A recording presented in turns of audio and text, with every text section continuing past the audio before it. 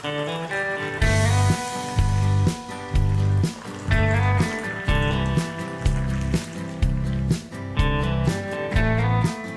friends, welcome to Madras Samayal. இன்னைக்கு நம்ம மெட்ராஸ் சமையல்ல சூப்பரான ஒரு டீ பண்ண போறோம். இது வந்து மிடில் ஈஸ்ட்ல எல்லாம் வந்து ரொம்ப ஃபேமஸான ஒரு டீ. அங்க இருக்கிற ஒருத்தங்க இங்க வந்து நமக்கு நல்ல ஃப்ரெண்ட். அவங்க வீட்டுக்கு போறப்போ இது செஞ்சு தந்தாங்க. இது வந்து அவங்க கிட்ட இருந்து கேட்டு தெரிஞ்சிக்கிட்ட ரெசிபி தான். ரொம்ப நம்ம ஈஸியா பண்ணிரலாம். இது பண்றதுக்கு ஃபர்ஸ்ட் வந்து நம்ம தண்ணியை சூடு பண்ணிரலாம். அதுக்கு நான் இன்னைக்கு வந்து 2 கப் தண்ணி எடுத்துர்க்கேன். இது வந்து 500 ml. 2 கப் தண்ணி சேர்த்துக்கோங்க. தண்ணி வந்து சூடாகட்டும். தண்ணி சூடானதுக்கு அப்புறமா இதில் வந்து நம்ம டீ தூள் சேர்க்கணும். நமக்கு வந்து பிடிச்ச பிராண்ட் எடுத்துக்கலாம். அதில் வந்து 1.5 டேபிள் ஸ்பூன் டீ தூள் நமக்கு வேணும். 1 அப்புறமா வந்து ஒரு 1/2 டேபிள் ஸ்பூன். பெரிய ஸ்பூனில் 1.5 சரியாக இருக்கும். கூடவே நல்லா வாசனைக்காக 4லேருந்து 5 ஏலக்காய். அதை வந்து நம்ம லைட்டாக இடிச்சிட்டு சேர்க்கும்போது இன்னும் நல்ல வாசனையாக இருக்கும். அதனால் இந்த மாதிரி நல்லா இடித்து வச்சுருக்கேன். இப்போ அதையும் நம்ம சேர்த்துடலாம். சேர்த்துட்டு இது வந்து ஒரு 2 நிமிஷம் கொதிக்கட்டும்.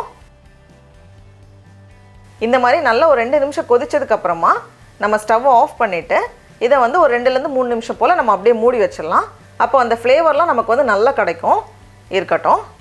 அடுத்தது நம்ம வந்து பாலை சூடு பண்ணணும். நான் இன்றைக்கி வந்து 3/4 கப் பால் எடுத்திருக்கேன்.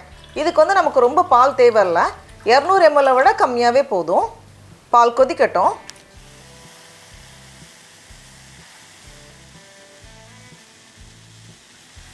பால் இந்த மாதிரி நல்லா கொதிச்சதுக்கப்புறமா ஸ்டவ்வை வந்து ரொம்ப கம்மி பண்ணிவிட்டு ஒரு 3லேருந்து 4 நிமிஷம் போல் இருக்கட்டும்.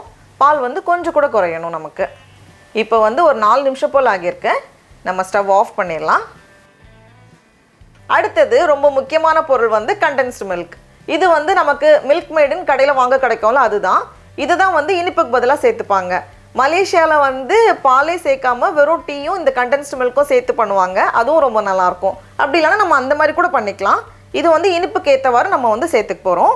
இது மொத்தத்துக்குமே நமக்கு வந்து 3லேருந்து 4 டேபிள் ஸ்பூன் போதும். நம்ம யூஸ் பண்ணதுக்கப்புறமா மூடி வச்சுட்டு ஃப்ரிட்ஜில் வச்சுக்கோங்க. நமக்கு எப்பப்போ வேணுமோ அப்பப்போ பயன்படுத்திக்கலாம். நான் வந்து 3 டேபிள் ஸ்பூன் சேர்த்துருக்கேன். இது மொத்தத்துக்குமே நமக்கு வந்து 3லேருந்து 4 டேபிள் ஸ்பூன் போதும். அப்புறமா நம்ம கொதிக்க வச்சுருந்தோம்ல பால், அதை வந்து வடிகட்டி சேர்த்துடலாம். அப்போ தான் ஏடெல்லாம் இல்லாமல் இருக்கும். அதுக்கப்புறமா நம்ம போட்டு வச்சுருந்தோம்ல டீ, அதையும் வந்து நம்ம அப்படியே வடிகட்டிட்டு சேர்த்துட்டோம் அப்படின்னா சூப்பராக ரெடி ஆகிரும்.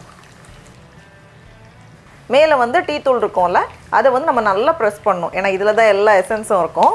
நல்லா இந்த மாதிரி நம்ம அழுத்தும் போது எல்லா இதுவுமே நமக்கு வந்து கிடச்சிரும். இப்போ இதை வந்து நம்ம ஒரு வாட்டி நல்லா கலந்து வச்சிடலாம். அவ்வளோதான், நம்மளோட டீ வந்து ரொம்ப சூப்பராக ரெடியாக இருக்குது. நல்லா வாசனையாக இருக்குது. இதை வந்து நம்ம ஊர் ஸ்டைலில் வந்து 2-3 வாட்டி நல்லா ஆற்றினா தான் டீ வந்து நமக்கு வந்து ரொம்ப திருப்தியாக இருக்கும். அதனால் ஒரு டம்ளர் எடுத்துகிட்டு நல்லா நம்ம ஊர் டீ மாஸ்டர்லாம் அதை ஒரு இடி இடிப்பாங்க. அப்படி இதை வந்து நம்ம மேலேருந்து இது பண்ணிக்கலாம். டடா, நம்மளோட சூப்பரான டீ ரெடியாக இருக்குது. இப்போ நம்ம டேஸ்ட் பண்ணி பார்க்கலாமா? ரொம்ப சூப்பராக இருக்குது. நீங்களும் கண்டிப்பாக இந்த ரெசிபியை வீட்டில் செஞ்சு பாருங்கள். உங்களுக்கு இந்த வீடியோ பிடிச்சிருந்துச்சுன்னா மெட்ராஸ் சமையலுக்கு சப்ஸ்கிரைப் பண்ணுங்கள். நாவின் சுவை எறும்புகள் மலரட்டும்.